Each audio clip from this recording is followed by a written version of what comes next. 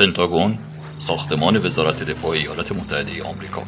شرم‌آوره. یعنی شما دوتا احمق بعد این همه وقت نتونستید لوکیشن تجهیزات نظامی ایران رو پیدا کنید؟ قربان ما 24 ساعته داریم تلاشمون رو میکنیم. کافی نیست. باید حد اکثر تا امشب این اطلاعات به دست من برسه. قربان اطلاعات ولی قربان با عقل جور در نمیاد. یعنی چی؟ واضح‌تر صحبت کنید. قربان در واقع نقشه و دارن یه لوکیشن اشتباه بهمون میدن. نقشه ها هیچ وقت اشتباه نمیکنن احمق. ولی قربان ولی بی ولی نشونم بده.